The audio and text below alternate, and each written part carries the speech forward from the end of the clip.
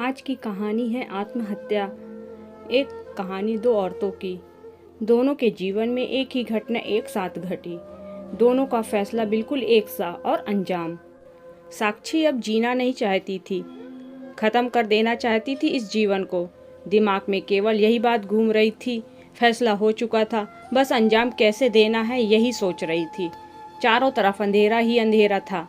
अपने ही विचारों में खोई साक्षी फर्श पर ही बैठी ना जाने कब से फर्श को ही घूरे जा रही थी। पति की बेवफाई ने साक्षी को अंदर तक तोड़ दिया था।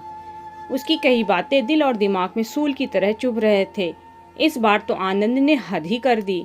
अब जीने का कोई मतलब नहीं है, ना रहूंगी और ना ये सब देखूंगी। दोनों बच्चे गहरी नींद में सो रहे थे। एक नज़र उनको देखा, उन पर प्यार से हाथ फेरा। आंखों में आंसू का एक कतरा भी नहीं था। उसने मन ही मन एक दृढ़ निश्चय कर लिया था। रात को 2 बज रहे थे। चारों तरफ गहरा सन्नाटा था। साक्षी धीरे से उठी और दूसरे कमरे में चली गई। गले में फंदा डालने ही वाली थी कि कुछ धम्म से गिरने की आवाज़ आई। साक्षी का 2 साल का बेटा जोर जोर से रोने लगता है। तभी साक्षी की 6 साल की बेटी चिल्लाती है, मम्मी बाबू बेड से गिर गया है। आप कहाँ हो? देखो ना बाबू कितना रो रहा है।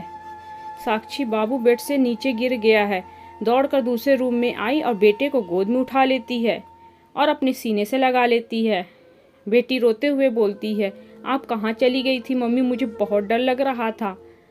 आप हम दोनों को अकेले छोड़कर नहीं जाया कर। मुझे अकेले बहुत डर लगता है।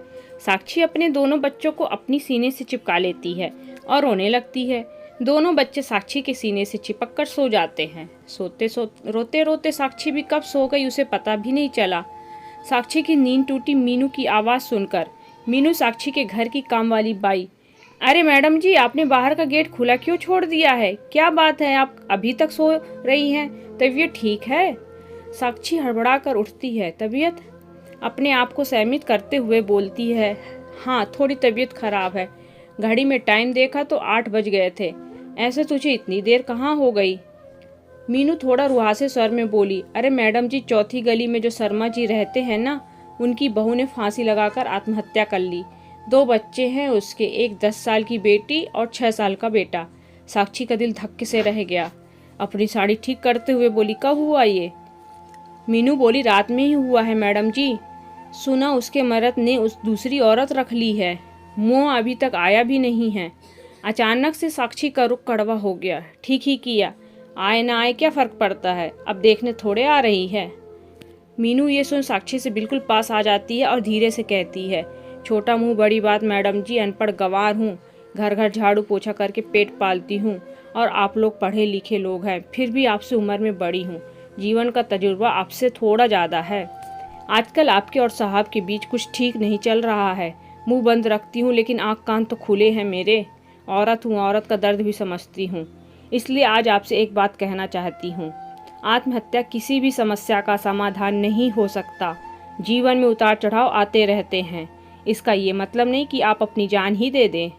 मैडम जी, मर्द जात कभी कभी अपना रास्ता भटक जाता है, लेकिन अंत में लौटकर अपने घर में ही आता है। और ना भी आए क्या फ़र्क पड़ता है? आप किसके लिए मरना चाहती हैं? जो आपसे प्यार नहीं करता, जिसे आपकी परवाह नहीं, लेकिन उसके लिए जी नहीं सकती जो आपसे प्यार करता है, जिसकी आपको ज़रूरत है।